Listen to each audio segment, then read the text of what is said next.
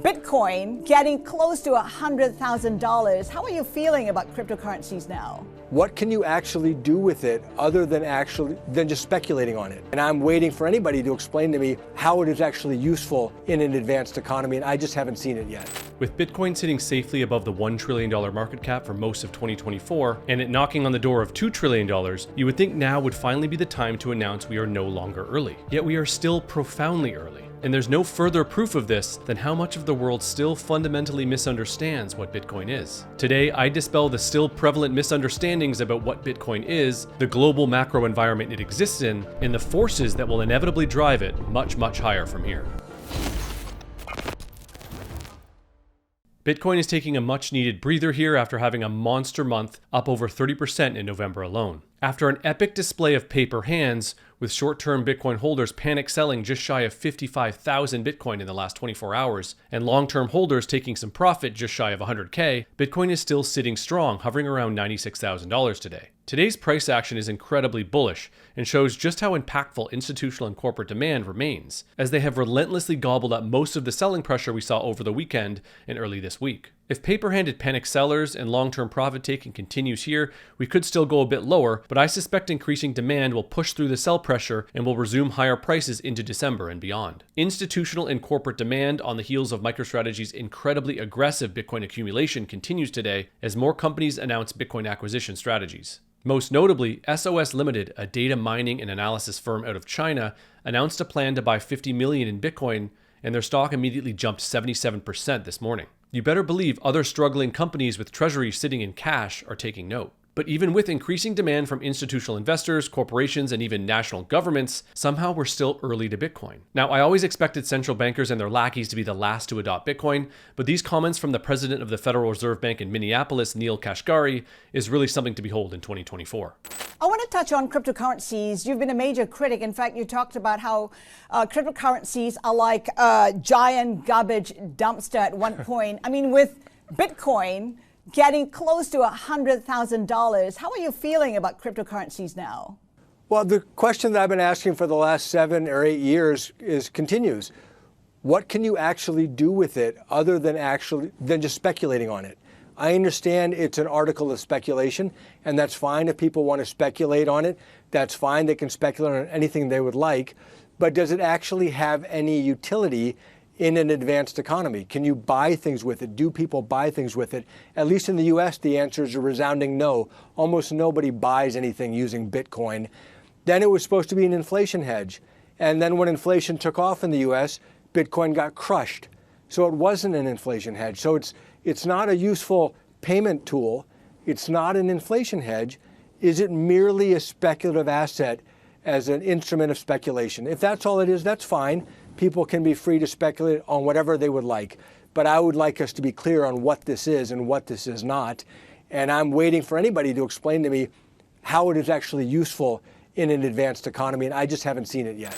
So our pal Neel says Bitcoin is not useful in an advanced economy and was proven to not be an inflation hedge. That's funny because this table showing Bitcoin's return on investment versus gold and the entire S&P 500 index tells a much different story. While in a 1 to 3 year time frame the return does fluctuate quite a bit, it's still ahead of both competing assets as a store of value. But beyond that, it really starts to diverge. You can see that over 5 years, Bitcoin's ROI is over 1,000%. While gold and the S&P are still under 100%. But it really gets into comical territory when you go 5 to 10 plus years. If you had held Bitcoin over the last 10 years, you would be up a staggering 24,000% compared to 116 and 186% for gold and the S&P respectively. This is clearly far beyond a speculative asset. And I just have to debunk this often repeated idea that Bitcoin proved it's not an inflation hedge when it entered a bear market as inflation took off in the 3 years following the COVID lockdowns. Bitcoin is not a hedge against price inflation per se.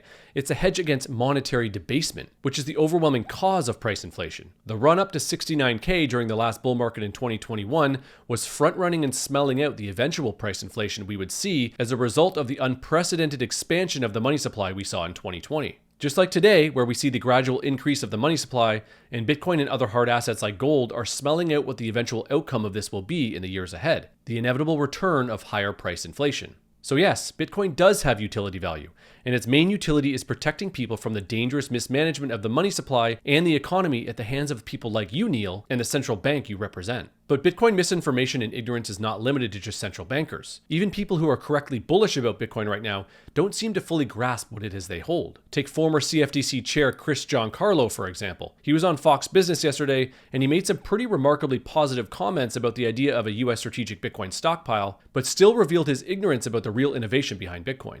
Yeah, one of the states that are thinking about putting Bitcoin on their balance sheet. What do you make about states putting Bitcoin on their balance sheet? I think it makes a lot of sense. I think it makes a lot of sense. So Trump proposed a Bitcoin stockpile, as you know, not a reserve, but a stockpile. It's a subtle difference. Okay. Countries have been stockpiling commodities since the dawn of time. We stockpile oil. We used to stockpile gold. China stockpiles rebar and copper and soybeans.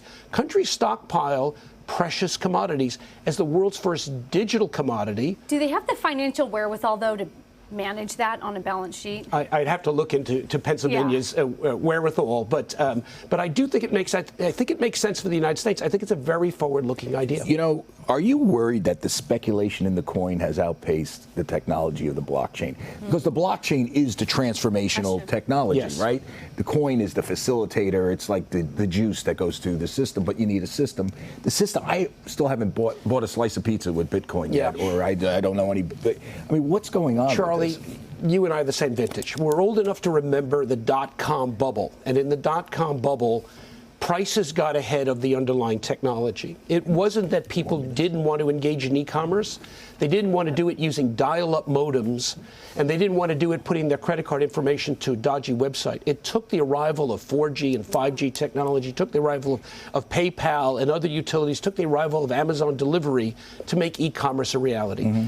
The price always gets ahead of the underlying technology, but then the underlying technology catches up. We are totally out of time.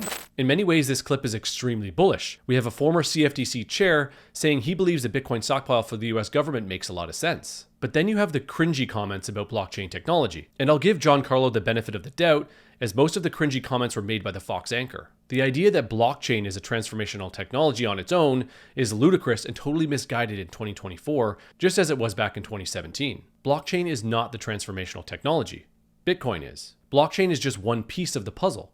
On its own, blockchain is a slow, specialized type of database with limited utility. Its true value only emerges when combined with other components like proof of work, a truly decentralized network, cryptographic integrity, and Bitcoin itself, the scarce, incorruptible currency that incentivizes the entire system. Bitcoin is the revolutionary discovery, a secure, decentralized, digital monetary system. Blockchain merely supports this by enabling the removal of trusted third parties, ensuring transparency and immutability. Without the economic incentives and decentralized architecture of Bitcoin, blockchain is just a buzzword that lacks practical application or transformational impact. I think this analogy might be helpful. Blockchain is like flour in a cake, necessary but useless without the rest of the recipe. Bitcoin, on the other hand, is the whole cake, sound money that redefines trust and value for a digital age. So no, the price doesn't always get ahead of the underlying technology. When you have a truly transformational technology like Bitcoin, it takes a long time for the human brain to catch up and value it accurately. Ask yourself the question, how many people that hold some Bitcoin today truly understand what it is they own? The fact that we saw the amount of panic selling that we did in the last few days is proof that the vast majority of newcomers are speculating on something they don't fully understand. It takes time to study and fully grasp the transformational technology that Bitcoin is. And Swan has curated some of the best resources to get you started on your learning journey. We call it the Bitcoin Canon. Visit swan.com/canon to start your learning journey today. I will also leave a link in the description to the first lesson of our Welcome to Bitcoin course, which is a free introductory course for everyone. Visit swan.com/welcome to sign up and start learning. Now, I think there's something even bigger than missing the transformation of money that Bitcoin represents. Because as most of us know, money isn't everything. It's obviously extremely important to have good money that doesn't steal from us and incentivize corruption and greed, but more than that, Bitcoin is hope for a better future. If you fully understand Bitcoin and what it represents, you are betting on a better future, not a worse one. I've always loved the saying that fully understanding Bitcoin cures nihilism. Take a look at this take from Joe Burnett. The traditional 60-40 portfolio is not a hedge against Bitcoin. The hedge against Bitcoin is buying guns and ammo. If Bitcoin breaks, it's likely that the internet breaks, or a totalitarian global government severely cracks down on individual property rights. In both cases, the world probably isn't a great place, and very bad things are likely happening. But Bitcoin is for optimists. You hold Bitcoin because you expect the world to be a better place and you want to hold money so you can have the future optionality to purchase things sometime down the road. If the economy is collapsing, money itself is worthless. Bitcoin is for accelerators, engineers, blue and white collar workers, families, Republicans, Democrats, and libertarians. Bitcoin is for everyone that has hope in a better future. Bitcoin is just better money. Bitcoin represents hope for a better future in a world desperate for hope. If you are pessimistic about the future, Bitcoin is probably not for you. Natalie Purnell put it really well when she was on Charles Payne's show on Fox Business recently. So Bitcoin, we came within shadow of 100,000, getting a little consolidation. There's some folks out there saying, hey, maybe there'll be a 20% pullback because some folks got too over leveraged. On the other hand, though, that's short term. Long term, Michael Saylor's out there saying, hey, 13 million is your target for Bitcoin. How do folks navigate the two? Well, that's his base case, Charles. His bull case is 49 million in today's dollars. And for those who think that's outlandish, I mean, well, what is the total addressable market for perfect money or perfect capital? And what percentage do you think that Bitcoin could actually capture of global assets? I mean, I would say that 200 trillion is actually very reasonable over the coming decades.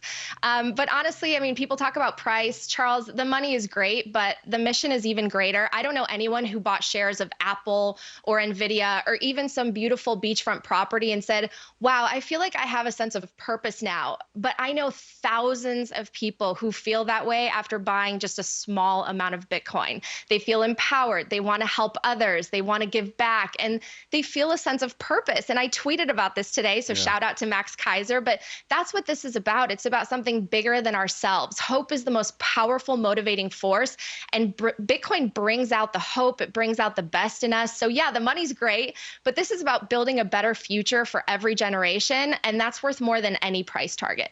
So study Bitcoin, view it through the lens of monetary history, learn about how our current monetary system got us to where we are today, and you will begin to see why so many Bitcoiners have hope for a better future. That's it for today. Let me know what you think in the comments below. Like this video and share it with a friend, and of course, subscribe to the channel for more high-signal Bitcoin content. Thanks for watching, and remember, Bitcoin is better money and hope for a better world.